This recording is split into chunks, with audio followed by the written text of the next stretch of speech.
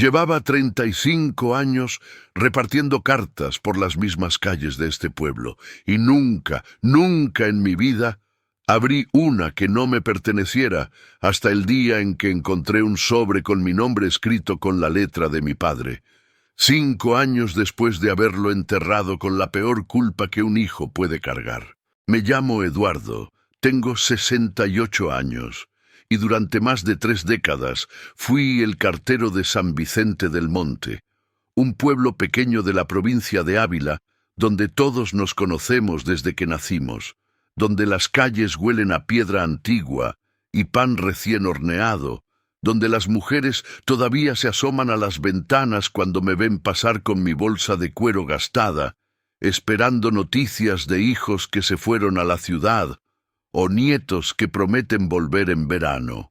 Fui testigo de bodas anunciadas en sobres con flores dibujadas, de lutos comunicados con papel negro, de reconciliaciones escritas con tinta temblorosa, de promesas que llegaron demasiado tarde. Repartí cartas de amor, de odio, de perdón, de despedida, pero nunca imaginé que algún día recibiría una que cambiaría todo lo que creí saber sobre la última noche con mi padre.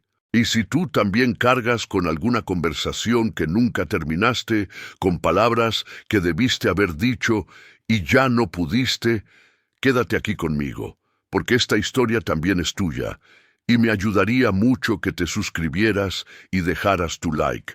Porque a veces compartir el peso de lo que llevamos dentro nos hace un poco más ligeros, y saber que alguien más escucha nos recuerda que no estamos solos en esto. San Vicente del Monte es uno de esos pueblos que el tiempo decidió respetar. Sus casas de piedra gris y techos de teja roja se apiñan unas contra otras como ancianos que se dan calor en invierno, formando callejuelas estrechas donde el sol apenas entra en las mañanas de diciembre. La plaza principal no es grande, tal vez del tamaño de una cancha de fútbol pequeña, pero es el corazón de todo. Allí está el olmo centenario, ese árbol enorme cuyas raíces han levantado las baldosas del suelo y cuya sombra en verano es tan buscada que los ancianos llegan temprano con sus sillas plegables para asegurarse el mejor lugar. Don Julián, por ejemplo, siempre llega a las 9 de la mañana y se sienta en el mismo banco de madera, el que está justo frente a la fuente de piedra que ya no funciona desde hace 20 años. Lleva allí cada día desde que se jubiló de la fábrica de harinas, hace ya 15 años, esperando que, nunca lo supe con certeza, pero yo creo que esperaba una carta de su hermano Ramón, el que se fue a Argentina en los años 60 y del que nunca más se supo. Cada mañana, cuando yo pasaba con mi bolsa, don Julián levantaba la vista con esa mezcla de esperanza y resignación que solo los viejos saben hacer, y me preguntaba con la voz temblorosa, «¿Hoy, Eduardo? ¿Hoy llegó algo para mí?» Y yo, cada mañana tenía que decirle que no, que hoy tampoco, y ver cómo sus hombros se hundían un poco más, como si cada día sin carta lo hiciera más pequeño, más frágil, más cerca de desaparecer. La iglesia de San Sebastián domina el pueblo desde lo alto de una pequeña colina, con su campanario de piedra que ha marcado las horas desde hace 300 años con una puntualidad que avergonzaría a los relojes modernos. Las campanas suenan cada hora, y a las 7 de la mañana tocan el Ángelus, ese repique largo y melancólico que despierta al pueblo y que yo escuchaba desde mi cama cada día de mi vida adulta. Justo enfrente de la iglesia está el bar de Manolo, o mejor dicho, el bar que siempre fue de Manolo, aunque ahora lo lleva su hijo, también llamado Manolo, porque en los pueblos los nombres se heredan como los oficios y las casas. El bar huele a café recién hecho, a tortilla de patatas que lleva haciéndose en esa misma sartén de hierro desde antes de que yo naciera, y a vino tinto que viene directo de las bodegas del tío Paco, ese viejo cascarrabias que hace el mejor vino de la provincia, pero que te mira con desconfianza si no eres de aquí. Las mesas son de madera oscura, gastadas por décadas de codos apoyados, de cartas de baraja golpeadas contra la superficie, de vasos de vino dejados sin posavasos. Las paredes están cubiertas de fotos en blanco y negro. El pueblo en los años 50, la procesión de Semana Santa de 1962, el equipo de fútbol local que una vez llegó a la final provincial y perdió por un gol en el último minuto. Yo caminaba esas calles 6 días a la semana, de lunes a sábado, con mi uniforme azul oscuro que en invierno no bastaba para protegerme del frío que baja de la sierra de Gredos y te hiela hasta los huesos, y en verano me hacía sudar bajo el sol que rebota en las paredes encaladas de blanco. Conocía cada puerta, cada escalón, cada piedra suelta del empedrado que podía hacerte tropezar si no prestabas atención. Sabía que la puerta de Doña Pura chirriaba tanto que podías oírla desde la calle de al lado, que el perro de los Martínez ladraba a todo el mundo menos a mí porque le llevaba las sobras de mi bocadillo, que en la calle del Horno había 3 escalones sin barandilla donde más de uno se había roto la cadera. Pero sobre todo, conocía a la gente. Sabía quién esperaba carta y quién ya había perdido la esperanza de recibir una. Doña Carmen, por ejemplo, vivía en la última casa de la calle Real, una casa de 2 plantas con balcones de hierro forjado, donde siempre había geranios rojos floreciendo sin importar la época del año. Ella me esperaba cada día en su ventana del primer piso, y cuando me veía llegar, bajaba corriendo las escaleras tan rápido como sus 83 años se lo permitían, y me recibía con una sonrisa que iluminaba toda la calle. Me ofrecía un vaso de limonada en verano, hecha con los limones de su propio árbol del patio, tan fría que te dolían los dientes al beberla, y en invierno me daba un trozo de bizcocho recién horneado que todavía humeaba y que sabía a canela y a tiempos mejores. Sus hijos se habían ido hace años los 3, Miguel a Madrid, Carmen a Barcelona y Antonio a Alemania.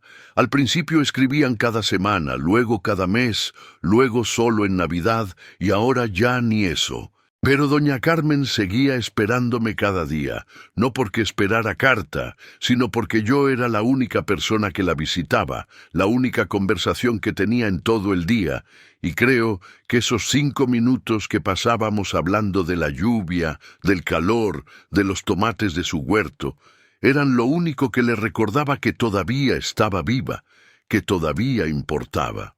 Y luego estaba la casa de mi infancia, esa con la puerta verde, que ya no era verde sino gris por el paso del tiempo, y la pintura descascarada, la casa donde crecí, donde mi madre murió cuando yo tenía 12 años de una enfermedad que entonces nadie supo explicarme bien, pero que ahora sé que fue cáncer, y donde mi padre vivió solo durante casi 30 años, trabajando en la cantera hasta que su espalda ya no pudo más y tuvo que jubilarse, cuidando ese pequeño huerto en la parte de atrás, donde cultivaba tomates, pimientos y lechugas que luego repartía entre los vecinos porque él solo no podía comerlo todo.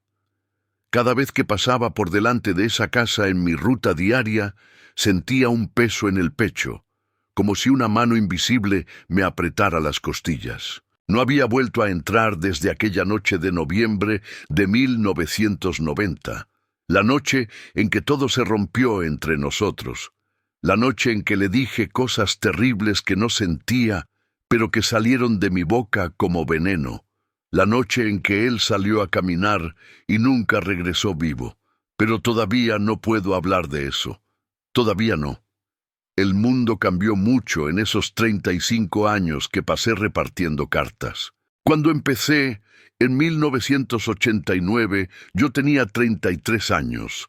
Acababa de terminar las oposiciones para correos, y San Vicente todavía era un pueblo vivo.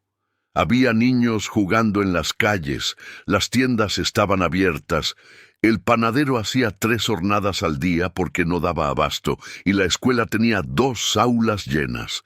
Las cartas llegaban a montones. Cartas de amor escritas en papel perfumado, con letra redonda y cuidadosa, de novios que estaban en el servicio militar y que contaban los días para volver, cartas de hijos que trabajaban en las ciudades y que mandaban dinero a sus padres, billetes cuidadosamente doblados dentro del sobre con instrucciones de cómo gastarlo. Cartas de emigrantes que habían cruzado el océano y que describían América, Alemania, Francia, con esa mezcla de orgullo por haberlo logrado y nostalgia por lo que habían dejado atrás.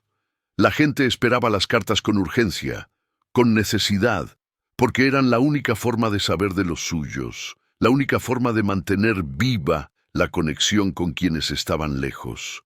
Recuerdo que había días en que yo repartía 50, 60 cartas. Me pasaba todo el día caminando de casa en casa, subiendo escaleras, tocando timbres, entregando esos sobres que la gente recibía con las manos temblorosas, ansiosos por abrirlos y leer las noticias que traían. Luego llegaron los teléfonos, primero fijos, instalados en las casas, y la gente empezó a llamar en lugar de escribir. Las cartas disminuyeron un poco, pero todavía llegaban, porque una llamada era cara y rápida, pero una carta era algo que podías guardar, releer, tocar. Después llegaron los móviles, pequeños al principio, luego cada vez más grandes, y con ellos llegaron los mensajes de texto, cortos, instantáneos, sin peso, y finalmente llegó Internet, los correos electrónicos, las videollamadas y las cartas casi desaparecieron. Ahora reparto más publicidad que correspondencia, más facturas de la luz y del agua que declaraciones de amor. Ahora los buzones se llenan de propaganda de supermercados, de ofertas de seguros, de revistas que nadie pidió. Y la gente ya no me espera en las ventanas como antes. Ya no hay esa urgencia, esa necesidad, porque ahora todos tienen un móvil en el bolsillo y pueden saber de sus seres queridos en cualquier momento, al instante, sin esperar días o semanas. Pero hay algo que no ha cambiado, algo que ninguna tecnología ha podido resolver. El dolor sigue siendo el mismo, las culpas pesan igual, los silencios duelen tanto como antes. Y hay palabras que nunca se dijeron, conversaciones que quedaron a la mitad, disculpas que no llegaron a tiempo. Porque una cosa es poder llamar a alguien en cualquier momento y otra muy distinta es atreverse a hacerlo.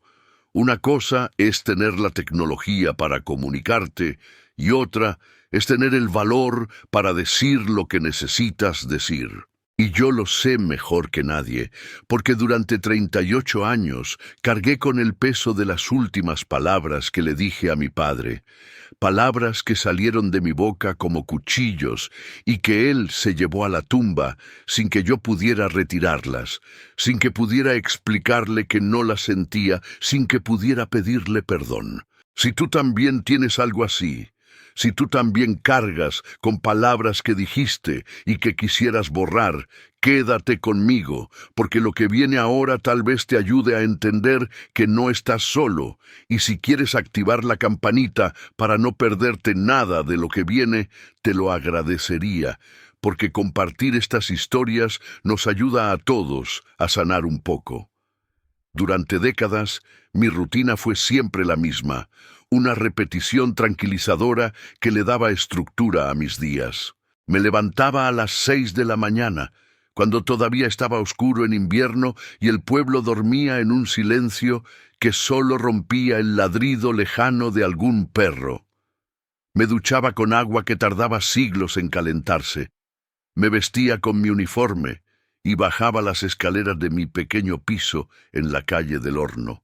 Un segundo sin ascensor, desde donde se veía el campanario de la iglesia y donde vivía solo desde que me independicé a los 25 años. Caminaba hasta la oficina de correos, que estaba en la planta baja del edificio del ayuntamiento, un local pequeño con una ventanilla donde la gente venía a enviar paquetes o a comprar sellos, y una trastienda donde yo organizaba las cartas del día. A las 7 llegaba el furgón desde Ávila con las bolsas del correo. Yo las abría, sacaba todo el contenido y empezaba a separar por calles, por casas, creando rutas mentales que me sabía de memoria después de tantos años. Salía a repartir sobre las 8 de la mañana. Mi ruta empezaba siempre por la plaza, donde me encontraba con don Julián y su eterna pregunta sobre la carta de Argentina, que nunca llegaba. Luego subía por la calle Mayor, la más larga del pueblo, con sus casas adosadas de 3 plantas y sus balcones llenos de macetas. Después bajaba por la calle Real hasta la casa de doña Carmen, donde me detenía a tomar lo que ella me ofreciera. Seguía por el barrio viejo, esas calles estrechas donde solo cabe un coche y donde las casas tienen 500 años de antigüedad, con puertas de madera oscura y aldabas de bronce con forma de mano. Y terminaba en el barrio nuevo, que tampoco era tan nuevo. Lo habían construido en los años 70, con sus edificios de 4 plantas y sus buzones metálicos alineados en los portales. Toda la ruta me llevaba unas 4 horas, 5 si me entretenía hablando con la gente, y después regresaba a la oficina, ordenaba el papeleo, y si había algún paquete certificado o algo que requiriera firma, salía otra vez por la tarde. El resto del día era mío, pero nunca supe muy bien qué hacer con él. Comía solo en mi piso, generalmente algo rápido, un bocadillo, un plato de lentejas que me duraba 3 días, una lata de atún con tomate. Por las tardes leía, veía la televisión, o me sentaba en el balcón a mirar pasar el tiempo. A veces bajaba al bar de Manolo a tomar un vino y escuchar las conversaciones de los demás, esas charlas interminables sobre fútbol, sobre política, sobre quién se había muerto y quién estaba enfermo, pero nunca participaba mucho. Yo era el cartero, el que sabía los secretos de todos porque veía lo que llegaba a cada casa, y eso me mantenía en una posición extraña, entre dentro y fuera, entre amigo y extraño. Por las noches cenaba frente al televisor, leía un rato en la cama, y justo antes de cerrar los ojos, sin falta, pensaba en mi padre, en aquella noche, en aquellas palabras, en lo que podría haber hecho diferente. Nunca me casé. Hubo una chica, hace muchos años, se llamaba Laura. Era maestra en la escuela del pueblo. Nos conocimos en el bar, empezamos a salir, y durante un tiempo pensé que tal vez podría tener una vida normal, una familia, un futuro diferente.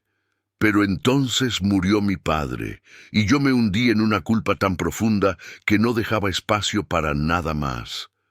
Laura intentó ayudarme, intentó sacarme de ese pozo, pero yo no me dejé. Me alejé de ella, dejé de llamarla, dejé de aparecer en los lugares donde sabía que estaría, hasta que ella se cansó de esperar y se fue del pueblo. Supe después que se casó con un maestro de Salamanca y que tuvo 3 hijos, y yo me quedé solo, con mis cartas, con mi ruta, con mi culpa. Mi trabajo era mi familia, las cartas eran mi propósito. Yo era el puente entre las personas, el que llevaba noticias, el que conectaba vidas, y durante 35 años eso me bastó, o al menos eso me decía a mí mismo. Fue un martes de marzo, hace apenas 2 meses, cuando todo cambió. Era una mañana fría, con ese viento de principios de primavera que todavía trae el hielo del invierno, pero que ya huele a tierra mojada y a flores por venir. Yo estaba en la oficina, como siempre, organizando las cartas del día que habían llegado en el furgón. La mayoría eran las de siempre: facturas de la luz, propaganda de supermercados, alguna revista, un par de cartas certificadas del banco. Pero mientras vaciaba la última bolsa, mi mano tocó algo diferente. Un sobre que no parecía moderno. Lo saqué y me quedé mirándolo, sintiendo cómo se me aceleraba el pulso, sin saber muy bien por qué. El sobre era de papel amarillento, viejo, como si hubiera estado guardado durante décadas en algún cajón olvidado. Los bordes estaban un poco gastados y tenía una mancha de humedad en una esquina, como si en algún momento se hubiera mojado y luego secado. No tenía remitente, solo mi nombre, escrito a mano en el centro, Eduardo García Ruiz. Y debajo, la dirección de mi piso, calle del Horno, número 7, segundo derecha. La letra era inclinada hacia la derecha, con esas R's que hacían un bucle al final, con esas M's que parecían montañas. Y yo conocía esa letra. La habría reconocido en cualquier parte del mundo, aunque hubieran pasado 1000 años. Era la letra de mi padre. Le di la vuelta al sobre con las manos temblorosas, buscando alguna explicación, alguna pista que me dijera que estaba equivocado, que era imposible, que los muertos no escriben cartas. Pero no había nada más, solo el sello postal, borroso, con una fecha que no conseguía leer bien. Y esa letra. Esa maldita letra que me traía de vuelta 38 años en un segundo. Me senté en la silla de la oficina, con el sobre apretado entre las manos, sintiendo cómo el corazón me latía tan fuerte que me dolía el pecho. ¿Cómo era posible? Mi padre había muerto en noviembre de 1990. Hacía 35 años de eso. Yo mismo lo había visto en el ataúd, con su traje gris que solo se ponía para las bodas y los entierros, con las manos cruzadas sobre el pecho, con la cara que ya no parecía la suya porque la muerte hace eso, te quita lo que eras y te convierte en una máscara de ti mismo. Yo había cargado su ataúd hasta el cementerio junto con otros 5 hombres, había echado tierra sobre la madera, había visto cómo lo enterraban. Entonces, ¿cómo podía estar sosteniendo una carta escrita por él? Durante 35 años había repartido miles de cartas. Había llevado noticias de nacimientos, de muertes, de bodas, de divorcios. Había visto sobres manchados de lágrimas, sobres perfumados, sobres que pesaban tanto que parecían contener toda una vida dentro. Pero nunca, nunca en todos esos años, había abierto una carta que no me perteneciera. Ese era el principio más sagrado de mi trabajo, casi una religión. Yo era solo el mensajero, el puente entre quien escribía y quien recibía, y mi obligación era entregar la correspondencia intacta, sin leerla, sin juzgarla, sin violar esa intimidad que solo pertenecía a los demás. Pero esto era diferente. Esta carta tenía mi nombre. Esta carta estaba dirigida a mí. Y si no la abría, ¿cómo iba a vivir con la duda? Guardé el sobre en el bolsillo interior de mi chaqueta, justo encima del corazón, donde podía sentir su peso, su presencia, su misterio. Terminé de organizar el resto del correo, cargué mi bolsa y salí a repartir. Pero durante todo ese día no pude pensar en otra cosa. Caminaba por las calles que conocía de memoria, entregaba cartas en las casas de siempre, sonreía y saludaba a la gente. Pero era como si estuviera en piloto automático, como si mi cuerpo hiciera todo por inercia, mientras mi mente estaba atrapada en ese sobre, en esa letra, en la pregunta imposible de cómo una carta escrita por un muerto podía llegar 35 años después. Don Julián me preguntó si había algo para él, como siempre, y yo le dije que no, como siempre, pero ni siquiera registré la tristeza en su rostro. Doña Carmen me ofreció limonada, y yo la bebí sin saborearla. Pasé por delante de la casa con la puerta verde, la casa de mi padre, y esta vez no aparté la mirada como siempre hacía, sino que me quedé parado frente a ella, mirando esas ventanas cerradas, ese huerto abandonado donde ahora solo crecían malas hierbas, y me pregunté si de alguna forma, de alguna manera imposible, mi padre había encontrado la forma de hablarme desde donde estuviera. Y cuando terminé mi ruta y regresé a casa, cuando subí esas escaleras que crujían bajo mis pies y cerré la puerta de mi piso detrás de mí, cuando me quité la chaqueta y saqué el sobre del bolsillo, supe que había llegado el momento de romper el juramento que me había hecho 35 años atrás. Porque esta carta no era como las demás. Esta carta venía del pasado. Esta carta traía respuestas que llevaba décadas buscando. Y esta carta, estaba seguro, iba a cambiarlo todo. Abrí el sobre con manos que no dejaban de temblar. El papel crujió entre mis dedos como si protestara por ser perturbado después de tanto tiempo guardado en algún lugar oscuro. Dentro había varias hojas dobladas en 3 partes, escritas a mano con esa letra inclinada que había visto 1000 veces en listas de la compra, en notas pegadas en la nevera, en las tarjetas de Navidad que mi padre enviaba a sus escasos amigos. Desdoblé la primera hoja y empecé a leer, y con cada palabra sentí cómo el mundo que había construido durante 35 años se empezaba a desmoronar. Querido Eduardo, si estás leyendo esto, es porque finalmente ha llegado el momento de que conozcas la verdad sobre aquella noche de noviembre de 1990, la noche en que discutimos. La noche en que me dijiste esas palabras que sé que han estado cargando sobre tus hombros todos estos años. La noche en que todo cambió entre nosotros para siempre. Tuve que detenerme. Cerré los ojos y respiré profundo, pero no sirvió de nada. Las lágrimas empezaron a caer, calientes, imparables, mojando el papel viejo y amenazando con borrar la tinta. ¿Cómo sabía él que yo había cargado con esa culpa? ¿Cómo sabía que cada noche, sin falta, revivía aquellas palabras que le grité? ¿Y cómo demonios era posible que estuviera leyendo una carta escrita por un hombre que llevaba 35 años enterrado en el cementerio de San Vicente? Me sequé las lágrimas con el dorso de la mano y seguí leyendo. Antes de hablarte de esa noche, necesito que entiendas algo sobre nuestra relación, sobre cómo fueron las cosas entre nosotros desde que tu madre murió. Tenías 12 años cuando la perdimos, Eduardo.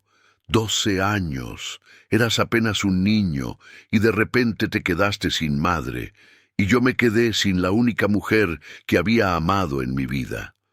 No supe cómo manejar eso. No supe cómo ser padre y madre al mismo tiempo. No supe cómo consolarte cuando yo mismo estaba roto por dentro.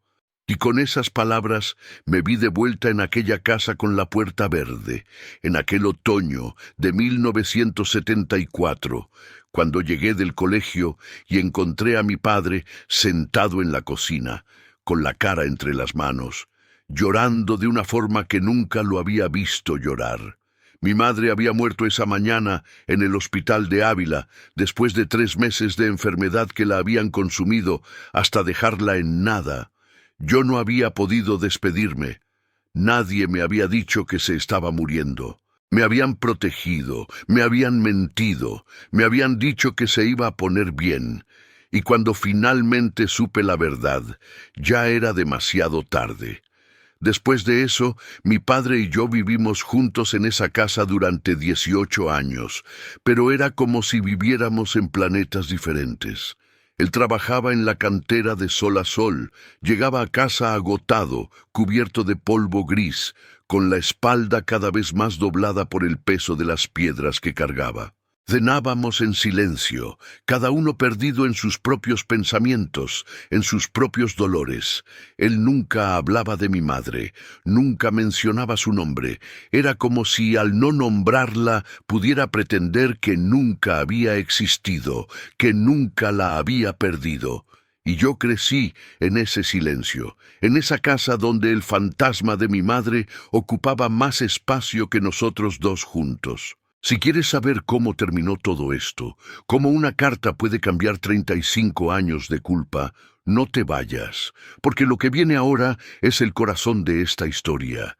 Y si comentas algo abajo, lo que sea, aunque solo sea para decirme que sigues ahí, me ayudaría a saber que alguien entiende lo que es cargar con estas cosas durante tanto tiempo. Seguí leyendo la carta. Fui un padre duro contigo, Eduardo. Demasiado duro.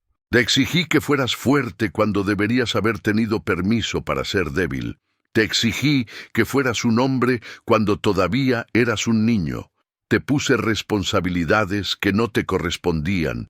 Te hice cuidarme cuando yo debería haber estado cuidándote a ti. Y nunca te dije que estaba orgulloso de ti. Nunca te abracé cuando necesitabas un abrazo. Nunca te dije que te quería. Porque yo fui criado así, en una época donde los hombres no hablaban de esas cosas, donde mostrar emoción era mostrar debilidad, y yo no sabía que había otra forma de ser padre. Era verdad. Todo lo que decía era verdad. Mi padre nunca me había dicho que me quería, ni una sola vez en toda mi vida. Había trabajado hasta romperse para que yo pudiera estudiar, para que tuviera ropa limpia y comida en la mesa, pero las palabras, esas palabras que un hijo necesita escuchar, nunca llegaron. Y yo crecí creyendo que no era suficiente, que nunca sería suficiente, que hiciera lo que hiciera, nunca iba a ganarse su aprobación. Cuando terminé el instituto, mi padre quería que me quedara en el pueblo, que buscara trabajo en la fábrica o en la construcción, que me casara con alguna chica de aquí y le diera nietos. Pero yo quería más, quería estudiar, quería salir, quería ver mundo. Así que presenté las oposiciones para correos, y cuando las aprobé, le dije que me habían destinado a Salamanca, que me iba a ir del pueblo. Recuerdo su cara cuando se lo dije. No dijo nada durante un rato largo, solo me miró con esos ojos grises que parecían ver a través de mí, y finalmente dijo: «Haz lo que quieras, Eduardo. Total, aquí ya no te necesito para nada». No me fui a Salamanca. Pedí el traslado a San Vicente, aunque eso significara ganar menos dinero, aunque significara quedarme en este pueblo pequeño donde nunca pasaba nada. Lo hice porque me sentí culpable, porque pensé que mi padre me necesitaba, porque no pude soportar la idea de dejarlo solo, pero también lo hice porque tenía miedo. Miedo de salir, de fracasar, de descubrir que no era lo suficientemente bueno para el mundo de fuera. Y durante años viví en mi piso de la calle del Horno, a solo 5 minutos de la casa de mi padre, repartiendo cartas cada día, visitándolo cada domingo, ayudándolo con las compras, con el huerto, con las cosas de la casa. Pero nunca hablábamos de verdad. Nunca hablábamos de lo que importaba. Solo hablábamos del tiempo, de la cosecha de tomates, de los resultados del fútbol, hasta aquella noche de noviembre de 1990. La noche en que todo explotó. Mi padre se había caído en el baño. Tenía 68 años, la misma edad que tengo yo ahora, y su cuerpo ya estaba gastado por décadas de trabajo duro. Yo estaba en mi piso cuando recibí la llamada de doña Encarna, la vecina, diciendo que había escuchado un golpe fuerte y gritos. Corrí hasta su casa, encontré la puerta abierta y lo encontré en el suelo del baño, incapaz de levantarse solo. Lo ayudé a ponerse de pie, lo llevé a la cama, y en ese momento, viéndolo ahí, tan frágil, tan vulnerable, tan viejo, algo se rompió dentro de mí.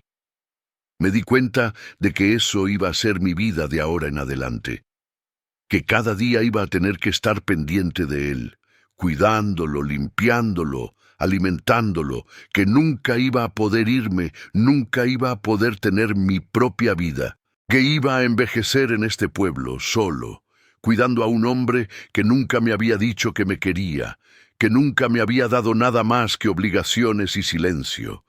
Y entonces, sin pensar, sin poder controlarme, empecé a gritarle. Le dije que estaba harto, que me había arruinado la vida, que por su culpa nunca había podido salir del pueblo, nunca me había casado, nunca había tenido hijos, que lo odiaba por haberme obligado a quedarme, por haberme hecho sentir culpable cada vez que pensaba en irme.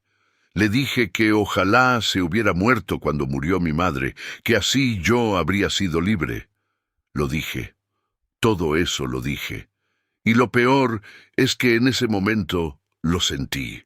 En ese momento, cegado por la rabia, por la frustración, por 33 años de resentimiento acumulado, realmente lo sentí.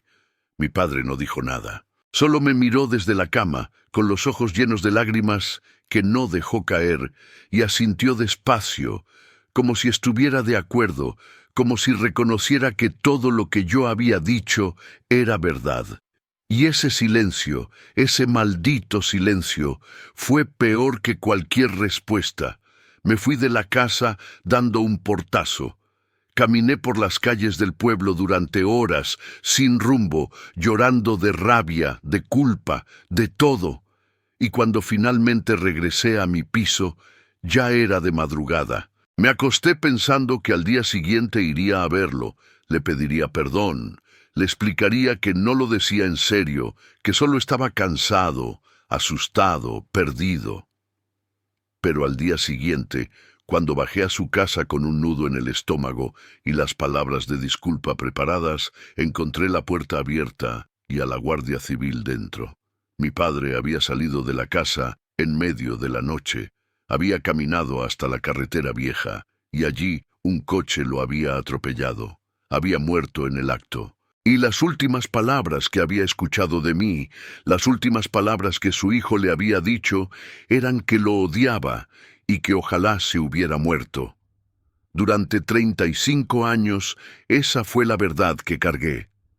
Durante 35 años, cada noche antes de dormir, reviví esa escena, las palabras que le dije, su silencio, el portazo, y la certeza absoluta de que yo lo había empujado a salir de la casa esa noche, de que mis palabras lo habían matado, de que era culpable de la muerte de mi padre. Me sequé las lágrimas otra vez y seguí leyendo la carta, aunque apenas podía ver las palabras. Lo que tú no sabes, Eduardo, lo que nadie te dijo, es lo que realmente pasó esa noche después de que te fuiste. Me quedé sentado en la cama durante horas, pensando en todo lo que me habías dicho, y en lugar de sentir rabia, sentí alivio, porque finalmente habías dicho la verdad, finalmente habías expresado todo lo que habías estado guardando durante años, y me di cuenta de que tenías razón, que sí te había arruinado la vida, que sí te había obligado a quedarte, que nunca te había dado permiso para irte, para ser libre, para ser feliz, y que todo eso era mi culpa, no tuya. Tuve que parar de leer porque las manos me temblaban tanto que no podía sostener el papel. Me levanté del sofá, caminé hasta la ventana, miré el campanario de la iglesia que se recortaba contra el cielo oscuro, y lloré como no había llorado desde el día del funeral. Lloré por mi padre, por mí mismo, por todos los años perdidos, por todas las palabras no dichas, y entonces, cuando pude volver a respirar, regresé al sofá y continué leyendo. Decidí salir a caminar. Necesitaba pensar, necesitaba aire, así que me vestí, salí de la casa y caminé por las calles vacías del pueblo. Y ahí la carta se interrumpía. La siguiente línea estaba borrosa, como si alguien hubiera derramado agua sobre la tinta, y no pude leer lo que decía. Volteé la hoja, buscando la continuación, pero lo que seguía también estaba manchado, medio borrado. Solo conseguí leer palabras sueltas. Alguien vino, no estaba solo. Lo que pasó después, pero sin el contexto completo no tenían sentido. Revisé todas las hojas, tratando de descifrar las partes borrosas, acercándolas a la luz, entornando los ojos, pero era inútil. Era como si la carta hubiera sido dañada adrede, o como si el tiempo y la humedad hubieran conspirado para borrar justo la parte más importante. Me quedé sentado en el sofá hasta que amaneció, con la carta entre las manos, releyendo las partes que sí podía leer, tratando de encontrar pistas, de descifrar el misterio. Porque ahora había algo nuevo. La carta mencionaba que mi padre no estaba solo aquella noche, que alguien había estado con él. ¿Quién? ¿Y por qué nadie me había dicho nada en 35 años? Cuando salí a trabajar esa mañana, El mundo me parecía diferente. Las calles eran las mismas, las casas eran las mismas, la gente era la misma, pero yo ya no era el mismo. Porque ahora sabía que la historia que me había contado durante 35 años, la historia en la que yo era el culpable de la muerte de mi padre, tal vez no era toda la verdad, y necesitaba saber qué era lo que faltaba. Necesitaba encontrar a quien hubiera estado con mi padre aquella noche. Lo primero que hice fue ir a ver a don Jacinto, el anterior jefe de correos, el hombre que había trabajado en la oficina postal durante 40 años antes de jubilarse. Si alguien sabía algo sobre cartas extraviadas, sobre correspondencia que aparecía décadas después, ese era él. Así que ese mismo día, después de terminar mi ruta, conduje hasta la residencia San José, en el pueblo de al lado, donde don Jacinto pasaba sus últimos años mirando por la ventana y recordando tiempos mejores. La residencia olía a desinfectante y a comida hervida, ese olor universal de los lugares donde la gente espera a morirse. Encontré a don Jacinto en la sala común, sentado en su silla de ruedas junto a la ventana, con una manta sobre las piernas, aunque hacía calor. Cuando me vio, sus ojos grises se iluminaron un poco, como si mi visita fuera lo más emocionante que le había pasado en semanas. «Eduardo», dijo con voz temblorosa, «¿cuánto tiempo, muchacho? ¿Cómo está el correo?» Me senté a su lado y le conté todo. Le hablé de la carta, del sobre amarillento, de la letra de mi padre, de cómo era imposible pero real. Le pregunté si era posible que una carta escrita hacía 35 años acabara de aparecer ahora, si había alguna explicación lógica para eso. Don Jacinto escuchó en silencio, con esa paciencia infinita de los viejos que ya no tienen prisa por nada. Cuando terminé, se quedó mirándome durante un rato largo y luego dijo, «¿Sabes cuántas cartas se pierden cada año en España, Eduardo? Miles, decenas de miles. Algunas se caen detrás de un mueble y están ahí durante décadas. Otras quedan atrapadas en algún almacén olvidado. Otras alguien las guarda sin enviar con la intención de hacerlo algún día y sus herederos las encuentran después de su muerte y las mandan. He visto cartas aparecer 30, 40 años después de haber sido escritas. Así que sí, Eduardo, es posible. Todo es posible cuando se trata de cartas. Pero la letra, don Jacinto, es la letra de mi padre. Asintió despacio, y luego dijo algo que me heló la sangre. Tal vez tu padre escribió esa carta antes de morir, y le pidió a alguien que la enviara después, cuando considerara que era el momento adecuado. O tal vez... Se calló, como si no quisiera terminar la frase. ¿O tal vez qué? O tal vez no fue tu padre quien la escribió, Eduardo. Tal vez fue alguien que conocía muy bien su letra, alguien que quiere que sepas algo, alguien que estuvo con él aquella noche. Salí de la residencia con más preguntas que respuestas. Si no había sido mi padre quien escribió la carta, entonces ¿quién? ¿Quién conocía su letra tan bien? ¿Quién sabía exactamente lo que había pasado entre nosotros aquella noche? ¿Y quién había estado con él cuando salió de la casa? Solo había una forma de averiguarlo. Tenía que hablar con la gente que vivía cerca de la casa de mi padre, con quienes podrían haber visto algo aquella noche. Y la primera persona en mi lista era Lucía, la vecina que vivía justo al lado, esa mujer que se pasaba el día mirando por la ventana y que sabía todo lo que pasaba en esa calle. Fui a su casa esa misma tarde. Lucía tenía ahora más de 80 años. Pero seguía viviendo sola en la misma casa de siempre, con sus macetas de geranios en el balcón y su gato negro que dormía en el alféizar. Cuando abrió la puerta y me vio, sonrió con esa sonrisa que me recordó a mi infancia, a cuando ella me daba galletas cada vez que pasaba por allí. «Eduardo, qué sorpresa. Pasa, pasa». Entramos en su salón, lleno de fotos antiguas y muebles que llevaban allí desde antes de que yo naciera, y nos sentamos en el sofá de terciopelo verde que olía a naftalina y a tiempo detenido. Le expliqué por qué había venido. Le pregunté si recordaba la noche en que murió mi padre, si había visto algo. La sonrisa desapareció de su rostro. Sí, Eduardo, recuerdo esa noche. ¿Cómo no la voy a recordar? ¿Viste a mi padre salir de la casa? Bajó la mirada, y por un momento pensé que no iba a responderme. Pero luego dijo, sí, lo vi. El corazón se me aceleró. ¿A qué hora? Debían de ser las 2 de la madrugada, tal vez las 3. Yo no podía dormir, ya sabes cómo es eso cuando te haces mayor. Estaba en mi ventana y vi a tu padre salir. Y... Lucía levantó la vista y me miró directo a los ojos. Y no iba solo, Eduardo. Había alguien con él. Alguien caminaba a su lado. No pude ver quién era porque estaba oscuro, pero te lo puedo jurar. Tu padre no estaba solo cuando salió de esa casa.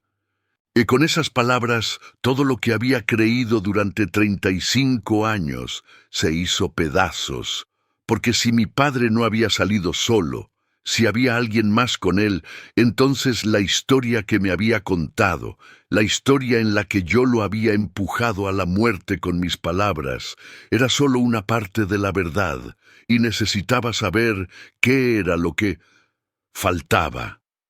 Salí de la casa de Lucía con el mundo dándome vueltas. Durante 35 años había vivido con una certeza absoluta, que mis palabras habían empujado a mi padre a salir de la casa aquella noche, que mi odio lo había llevado a caminar por esa carretera oscura, que yo era el responsable de su muerte. Pero ahora esa certeza se había roto en 1000 pedazos, porque si no había salido solo, si había alguien más con él, entonces había una parte de la historia que yo desconocía por completo, y esa parte podría cambiar todo. ¿Quién había estado con mi padre aquella noche de noviembre? ¿Y por qué en 35 años nadie me había dicho nada? Pensé en todas las personas que podrían haberlo acompañado. Los amigos de mi padre eran pocos. La mayoría habían muerto ya, o se habían ido del pueblo buscando una vida mejor en las ciudades. Pero había uno que todavía vivía aquí, uno que había sido su compañero de trabajo en la cantera durante más de 20 años, uno con quien compartía vinos los domingos y conversaciones sobre tiempos pasados. Se llamaba Tomás, tenía ahora 70 y tantos años, y pasaba las tardes en el bar de Manolo, en el mismo rincón de siempre, con su vaso de tinto y su mirada perdida en algún punto indefinido de la pared. Fui al bar esa misma tarde, cuando el sol empezaba a ponerse y las sombras se alargaban sobre las calles empedradas de San Vicente. El bar estaba medio lleno, como siempre a esa hora, con los jubilados jugando al dominó en una mesa, con el televisor encendido mostrando algún partido de fútbol que nadie miraba realmente, con el olor a café, a tabaco, a vino derramado sobre madera vieja. Tomás estaba en su rincón habitual, sentado solo, con las manos arrugadas aferradas al vaso, como si fuera lo único que lo mantenía conectado a este mundo. Me acerqué sin decir nada. Pedí un café en la barra y me senté a su lado. Tomás era un hombre de pocas palabras, de esos que hablan solo cuando tienen algo importante que decir, y yo sabía que si le preguntaba directamente, se cerraría como una ostra. Así que esperé. Me bebí el café despacio mirando el televisor sin verlo, dejando que el silencio hiciera su trabajo. Pasaron 5 minutos, tal vez 10, y finalmente Tomás habló. «Sé por qué has venido, Eduardo». Me giré hacia él, sorprendido. «Ah, ¿sí? Has venido a preguntarme sobre aquella noche, la noche en que murió tu padre». Sentí cómo se me aceleraba el pulso, cómo se me secaba la boca.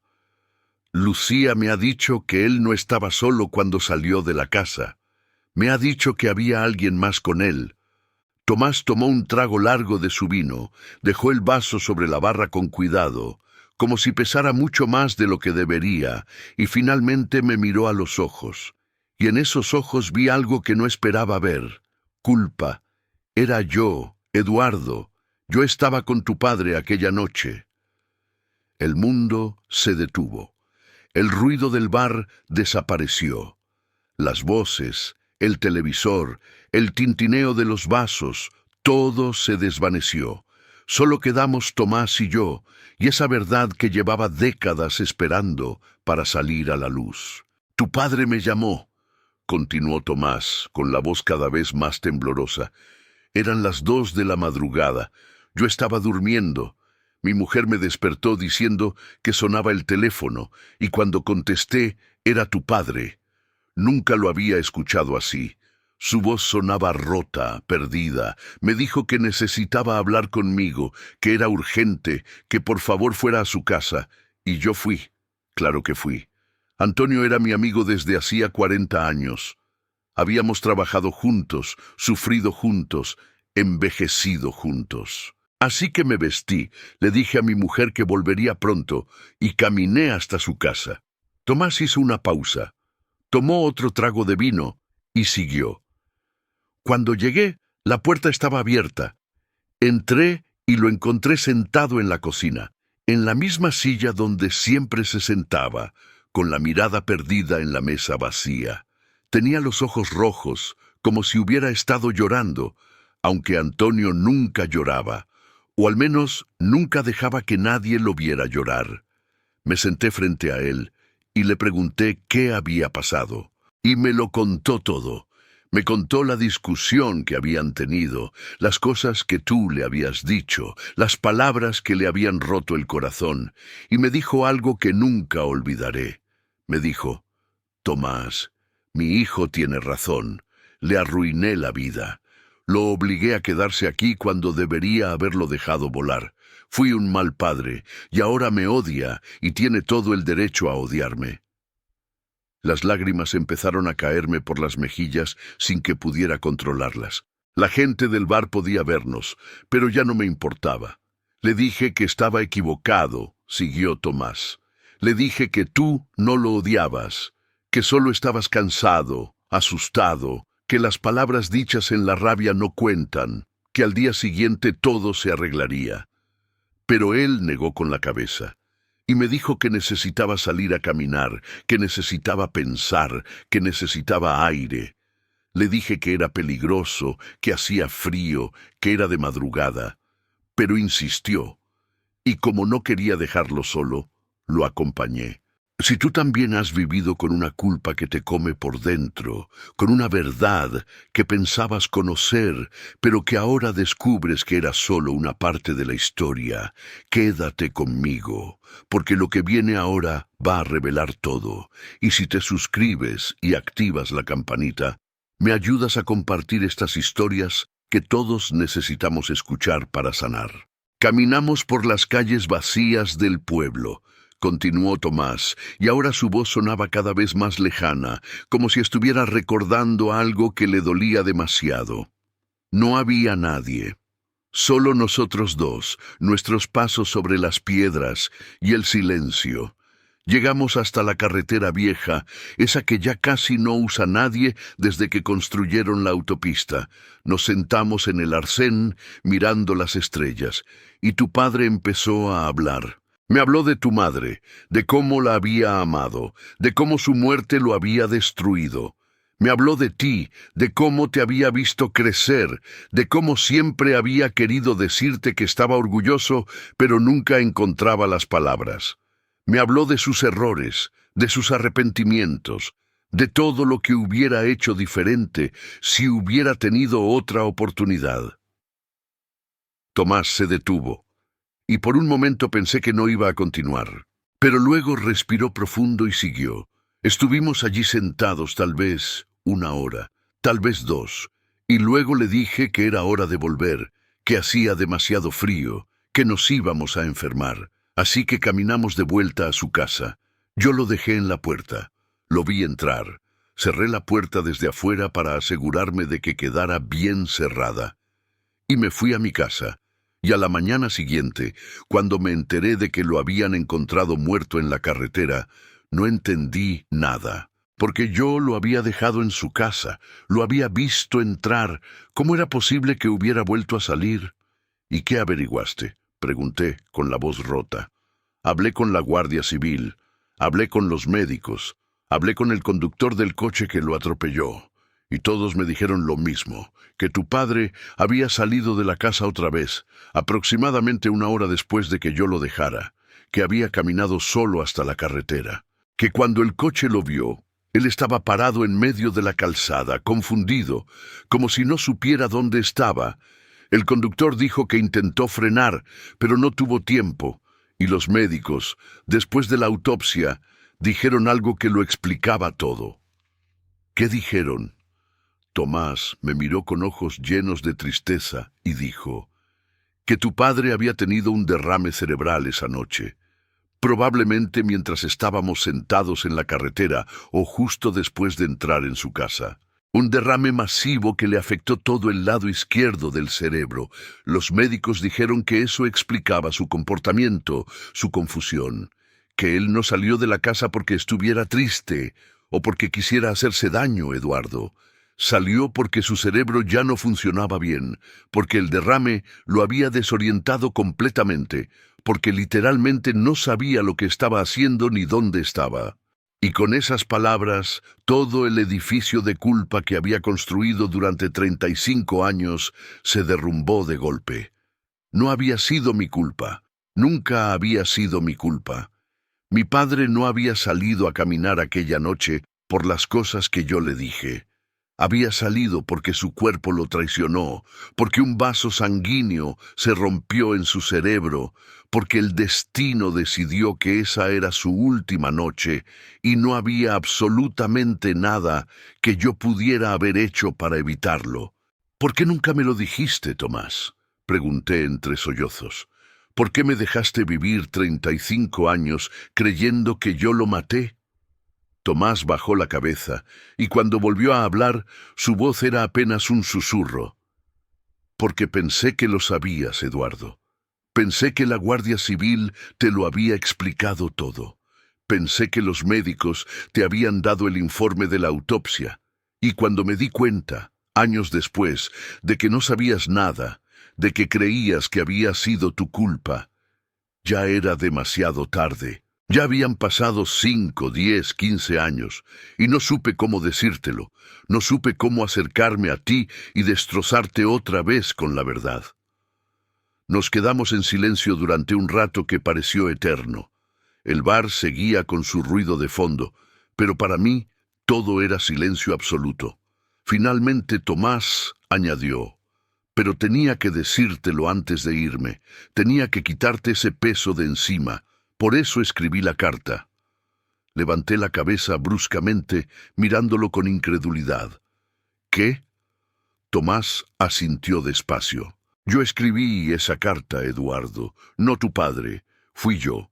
Copié su letra porque sabía que era la única forma de que la leyeras hasta el final, la única forma de que prestaras atención. Practiqué durante semanas, copiando las notas viejas que tu padre me había escrito a lo largo de los años, hasta que me salió perfecta.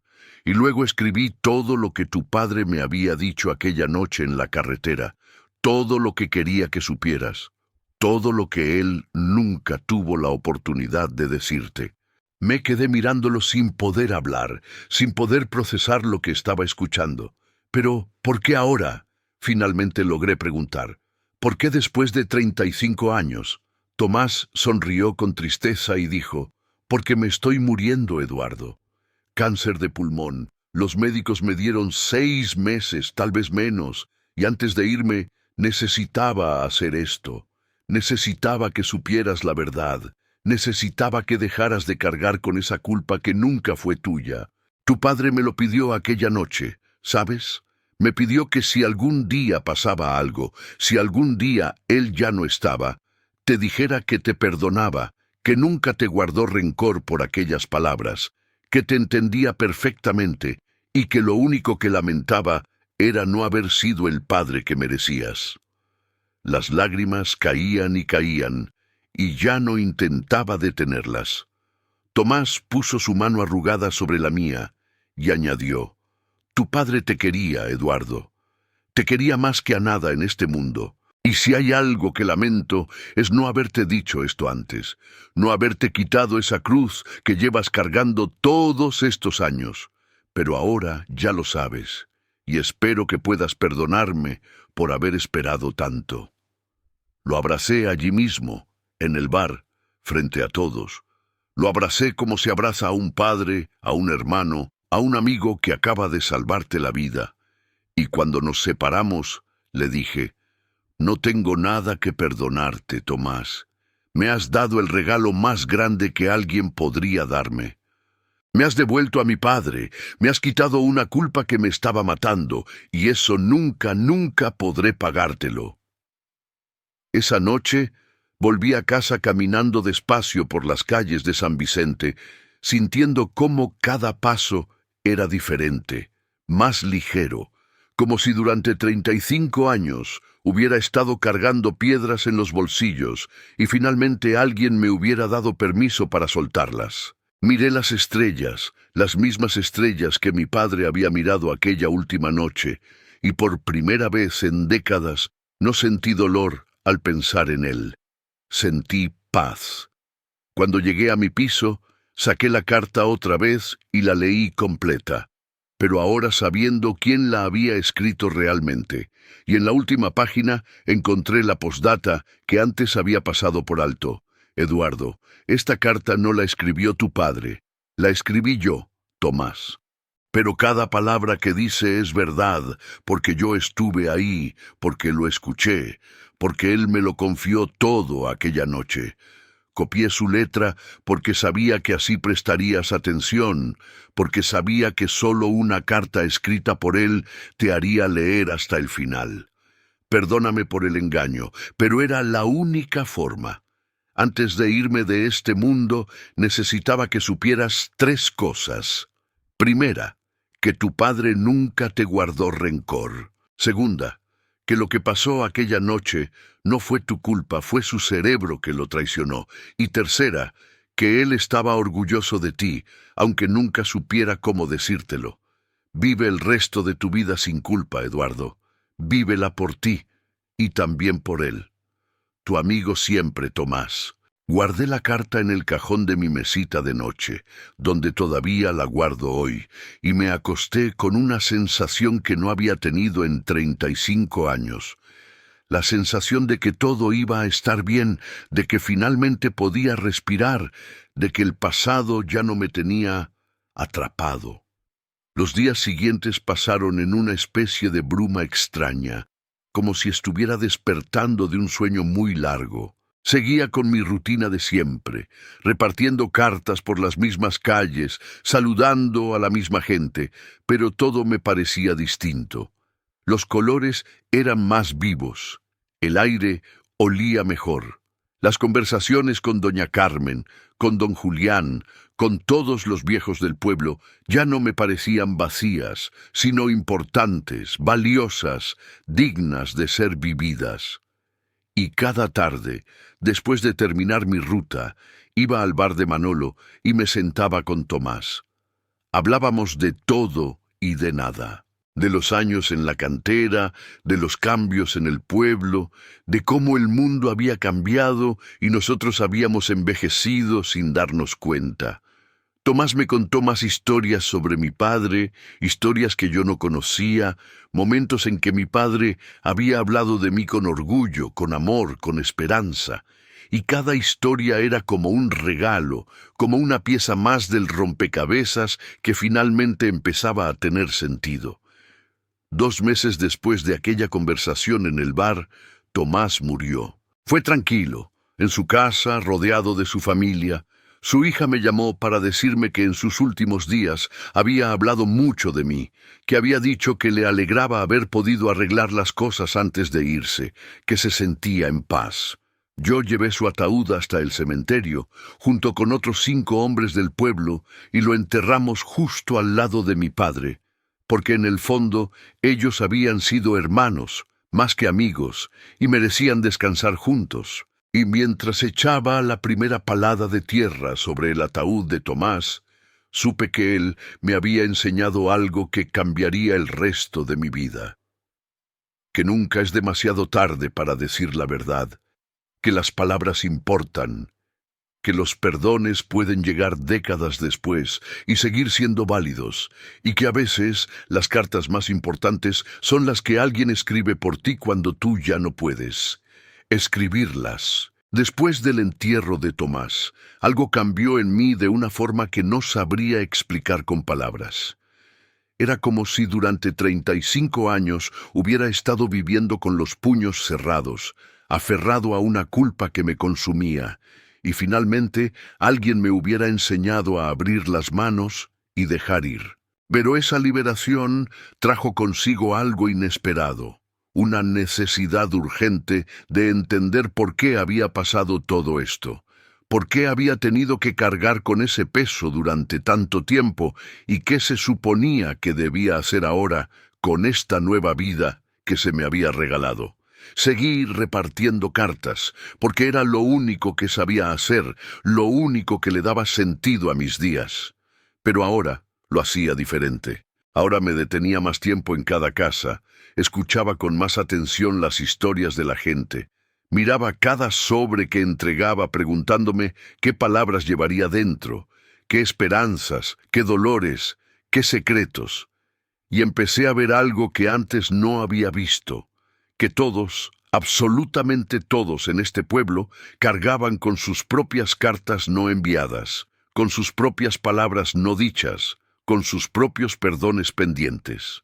Don Julián, por ejemplo, seguía esperando aquella carta de Argentina que nunca llegaba, pero yo sabía ahora que no era realmente la carta lo que esperaba, sino el perdón de su hermano Ramón, con quien se había peleado 50 años atrás por una herencia ridícula, y a quien nunca había tenido el valor de escribirle para disculparse.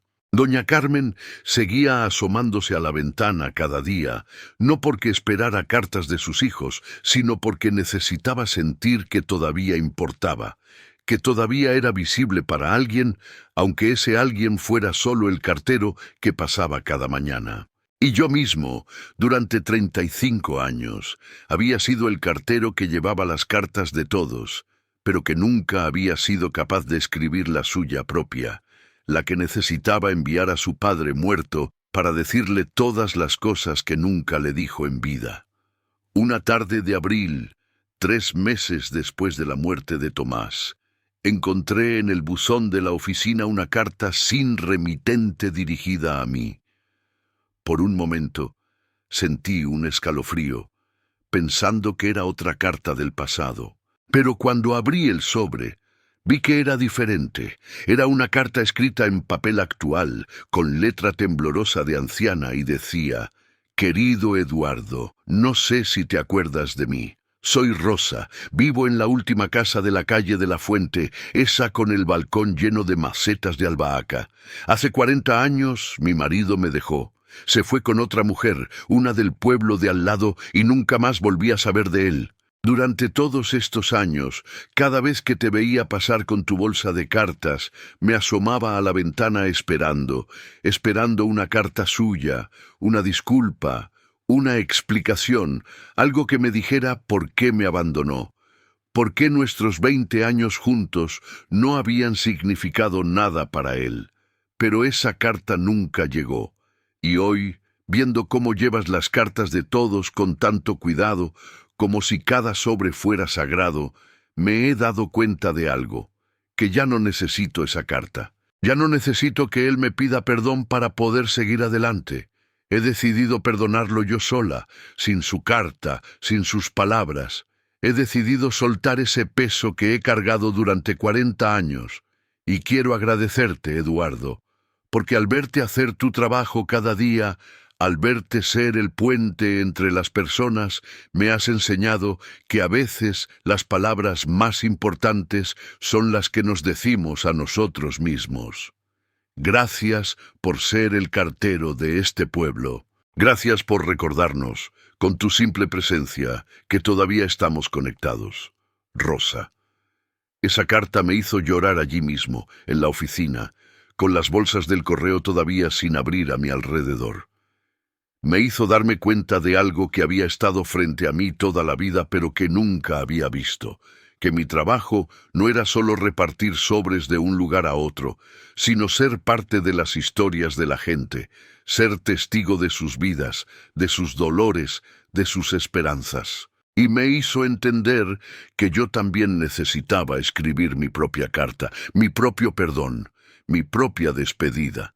Así que esa noche, por primera vez en 35 años, saqué papel y bolígrafo, me senté en la mesa de mi cocina y empecé a escribir. Escribí una carta a mi padre.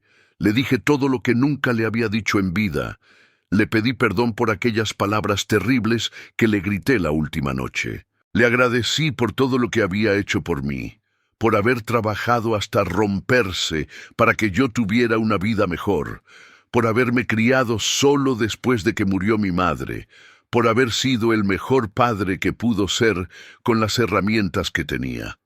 Le dije que lo entendía, que entendía su silencio, que entendía su dureza, que entendía que había sido criado en una época donde los hombres no hablaban de emociones, donde mostrar amor era considerado debilidad. Y le dije que lo perdonaba por todo lo que no pudo darme, y que esperaba que él, donde quiera que estuviera, también me hubiera perdonado. Si tú también necesitas escribir esa carta, si tú también cargas con palabras no dichas, con perdones pendientes, no esperes 35 años como yo, escríbela ahora, aunque no la envíes, aunque la guardes en un cajón, porque el acto de escribir es el acto de soltar. Y si esta historia te ha tocado de alguna forma, déjame un comentario con el nombre de alguien a quien quisieras perdonar o a quien quisieras pedirle perdón. No hace falta que cuentes toda la historia, solo el nombre, porque a veces decir un nombre en voz alta es el primer paso para sanar. Cuando terminé de escribir la carta, eran las 3 de la madrugada. La doblé con cuidado, la metí en un sobre, escribí en el frente, para papá, y la guardé en el bolsillo de mi chaqueta. Y al día siguiente, que era domingo, mi día libre, caminé hasta el cementerio. El cementerio de San Vicente está en la parte alta del pueblo, en una colina desde donde se ve todo el valle, los campos de trigo que en primavera son verdes y en verano dorados, las montañas de la Sierra de Gredos que en invierno se cubren de nieve, el campanario de la iglesia que marca las horas desde hace 300 años. Es un cementerio pequeño, con tumbas antiguas de piedra y cruces de hierro oxidado, con cipreses que dan sombra en verano y que en otoño sueltan sus hojas como lágrimas. Yo había estado allí cientos de veces en 35 años, cada domingo sin falta, para limpiar la tumba de mi padre, ponerle flores frescas y sentarme a su lado durante un rato sin decir nada, porque no sabía qué decir, porque el peso de la culpa me cerraba la garganta. Pero ese domingo fue diferente. Llegué a su tumba, limpié las hojas secas que se habían acumulado, puse las flores que había comprado en el mercado y me senté en el banco de piedra que está justo al lado. Saqué la carta del bolsillo y por primera vez en 35 años le hablé. Le hablé en voz alta, sin importarme si alguien me escuchaba, sin importarme si parecía un viejo loco hablando solo en un cementerio. Le dije que lo sentía, que sentía haber sido tan duro con él aquella última noche, que sentía no haberle dicho nunca que lo quería, que lo admiraba, que estaba orgulloso de ser su hijo. Le conté lo que Tomás me había revelado, lo del derrame cerebral, lo de que no había sido mi culpa, y le prometí que iba a vivir el resto de mi vida sin culpa, sin peso, sin arrepentimientos, porque él no habría querido que yo pasara 35 años cargando con algo que no era mío. Porque la vida, como dice Tomás, me había enseñado, es demasiado corta para vivirla atrapado en el pasado. Cuando terminé de hablar, abrí la carta y la leí en voz alta, cada palabra, cada frase, cada perdón. y luego la doblé de nuevo, cavé un pequeño hueco en la tierra junto a la lápida y la enterré allí, junto a él, donde sabía que estaría a salvo, donde sabía que de alguna forma, de alguna manera imposible de explicar, él podría leerla. Y cuando me levanté para irme, sentí algo que no había sentido en décadas. Sentí que finalmente había cerrado ese capítulo, que había dicho adiós de verdad, que había dejado ir la culpa y me había quedado solo con el amor. Al salir del cementerio, vi que en la tumba de al lado, la de Tomás, había un sobre blanco cerrado, apoyado contra la lápida.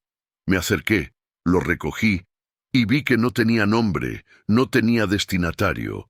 Lo abrí con cuidado, y dentro había una nota escrita a mano que decía: «Para quien necesite leerlo, la vida es demasiado corta para vivir con culpa. Perdónate, y sigue adelante. Siempre hay tiempo para una última carta». No sé quién dejó esa nota. Tal vez fue alguien del pueblo que también cargaba con su propia culpa. Tal vez fue un familiar de Tomás que conocía su historia. Tal vez fue el viento que la trajo de algún lugar lejano donde las almas escriben mensajes para los vivos. No importa. Lo que importa es que el mensaje era exactamente el que yo necesitaba leer en ese momento y el mensaje que ahora quiero compartir contigo. En los meses siguientes, algo hermoso empezó a pasar en San Vicente.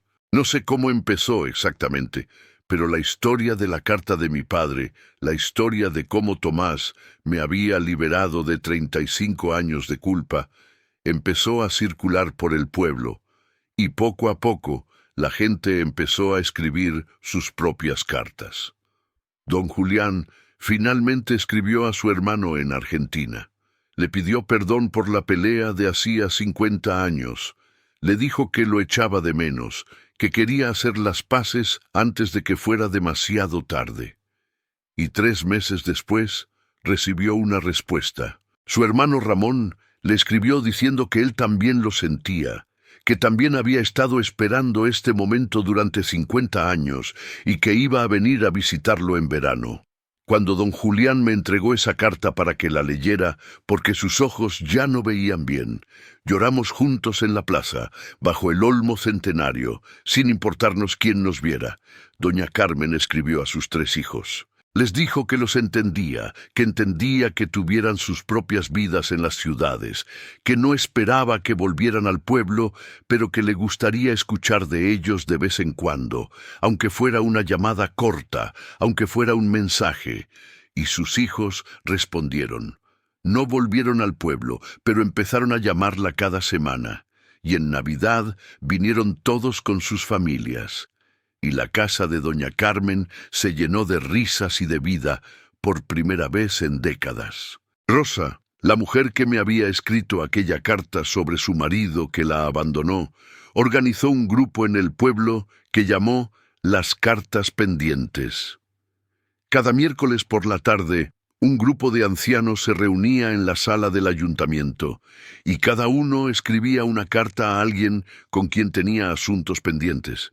Algunos enviaban las cartas, otros las quemaban en una ceremonia simbólica de liberación. Otros simplemente las leían en voz alta frente al grupo, y eso era suficiente. Pero todos, absolutamente todos, se iban a casa más ligeros, más libres, más en paz. Y yo seguí siendo el cartero de San Vicente del Monte. Seguí caminando por las mismas calles, repartiendo las mismas cartas, saludando a la misma gente. Pero ahora todo tenía un significado diferente. Ahora cada carta que entregaba era sagrada, era importante, era un puente entre las personas. Y cada vez que ponía un sobre en un buzón, pensaba en todas las historias que ese sobre contenía, en todos los perdones que viajaban en esas líneas escritas a mano, en todas las vidas que se tocaban a través del papel y la tinta. Una tarde, casi un año después de recibir la carta de mi padre, o mejor dicho, la carta de Tomás, escrita con la letra de mi padre, recibí otra carta. Era de la hija de Tomás. Me escribía para decirme que al limpiar las cosas de su padre, había encontrado una caja de zapatos llena de cartas que nunca había enviado. Cartas a amigos con los que se había peleado. Cartas a familiares con los que no hablaba. Cartas a su propio padre, muerto hacía 50 años, pidiéndole perdón por cosas que había hecho de joven. Y me preguntaba si yo creía que debería enviarlas ahora, aunque Tomás ya no estuviera, o si debería quemarlas. Le respondí con una carta propia. Le dije que hiciera lo que su corazón le dijera, pero que en mi experiencia las cartas siempre deben llegar a su destino, aunque sea tarde, aunque el remitente ya no esté, porque las palabras tienen poder y los perdones nunca caducan. Y ella decidió enviarlas. Y algunas de esas personas respondieron agradeciendo, llorando, diciendo que ellos también habían estado esperando esas palabras durante años. Y así fue como entendí cuál había sido el verdadero regalo de Tomás. No solo me había liberado de mi culpa, no solo me había devuelto a mi padre, sino que me había enseñado algo mucho más grande, que nunca es demasiado tarde para decir la verdad, que las cartas más importantes son las que nos cuesta más escribir, que el perdón es un regalo que nos damos a nosotros mismos tanto como a los demás, y que a veces ser el puente entre las personas, ser el que lleva las palabras de un corazón a otro, es el trabajo más importante del mundo. Ahora tengo 68 años, la misma edad que tenía mi padre cuando murió. Sigo siendo el cartero de San Vicente del Monte, y probablemente lo seré hasta que mi cuerpo ya no pueda caminar estas calles empedradas. Pero ya no vivo con culpa, ya no cargo con el peso de palabras no dichas. Ya no me duele pensar en mi padre, porque ahora cuando pienso en él, recuerdo su risa, su forma de silbar mientras trabajaba en el huerto, sus manos fuertes y llenas de callos que me enseñaron a plantar tomates cuando yo era niño. Y sé, con una certeza que no necesita pruebas, que él me perdonó, que nunca me guardó rencor, que me quiso hasta el último momento de su vida. Cada domingo sigo yendo al cementerio. Limpio su tumba. Le pongo flores frescas. Me siento a su lado durante un rato.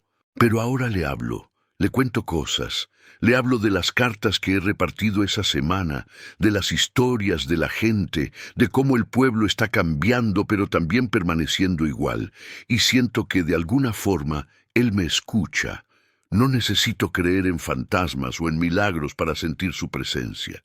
Está en el viento que baja de la sierra, en el olor a tierra mojada después de la lluvia, en el sabor de los tomates de mi pequeño huerto que planté siguiendo sus instrucciones, que todavía recuerdo. Y si tú has llegado hasta aquí, si has escuchado esta historia hasta el final, quiero agradecerte, porque compartir el peso que llevamos dentro es la única forma de hacerlo más ligero. Y quiero decirte algo importante. Algo que me costó 68 años y una carta imposible aprender.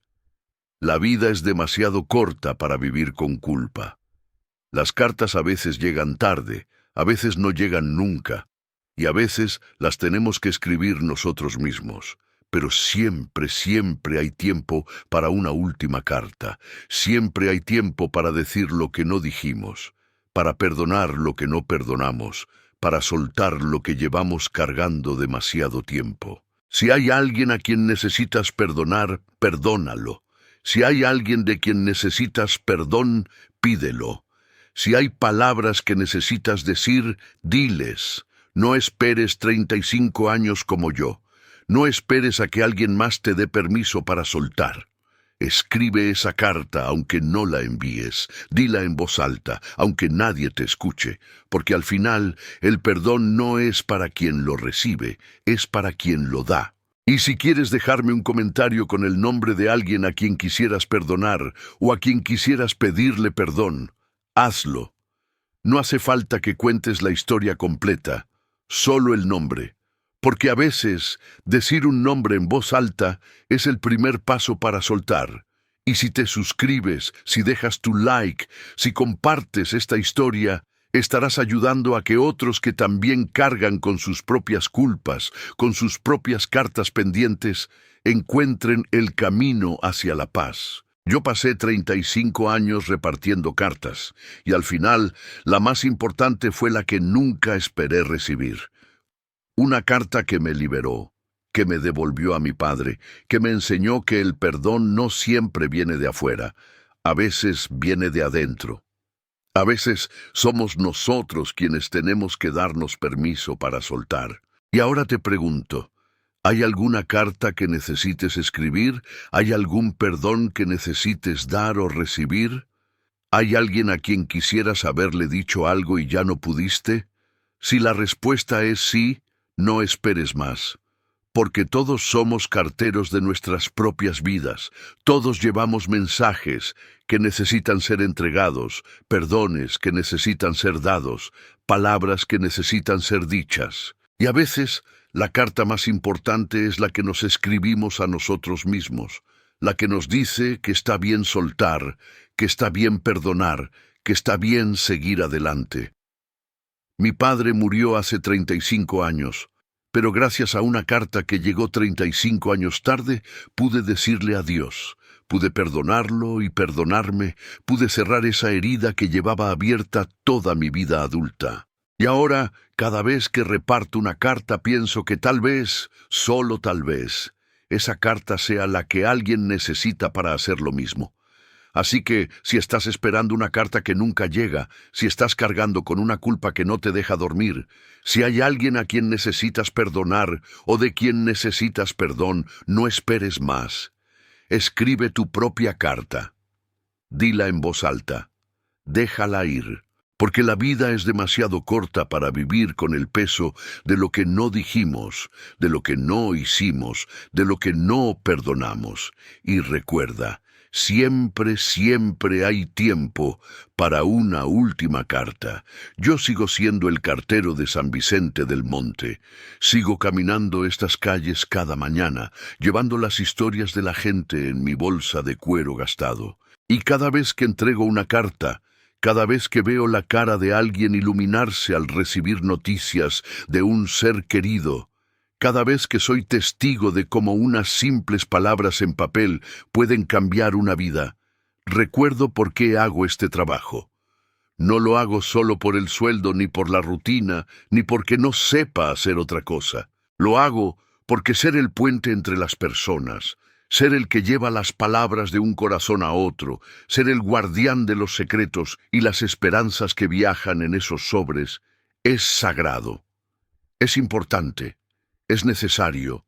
Y si esta historia te ha tocado el corazón, si has sentido algo mientras la escuchabas, si te has visto reflejado en alguna parte de este viaje, te pido que no te quedes callado. Comenta algo, aunque sea solo para decirme que estuviste aquí, que me escuchaste. Porque todos necesitamos saber que no estamos solos en esto, que hay otros que entienden, que hay otros que también cargan con sus propias cartas pendientes. Y si puedes suscribirte, si puedes dejar tu like, estarás ayudándome a compartir estas historias que todos necesitamos escuchar. Porque al final, todos somos Eduardo, todos somos ese cartero que lleva el peso de palabras no dichas, todos somos ese hijo que necesita perdonar a su padre, todos somos esa persona que espera una carta que tal vez nunca llegue. Pero la buena noticia es esta: nunca es demasiado tarde. Nunca es demasiado tarde para escribir esa carta, para decir esas palabras, para pedir ese perdón, para darte permiso de soltar. Yo tardé 35 años en aprender esa lección. Tú no tienes que tardar tanto. Así que escribe esa carta. Dila en voz alta. Déjala ir, porque siempre, siempre hay tiempo para una última carta. Siempre.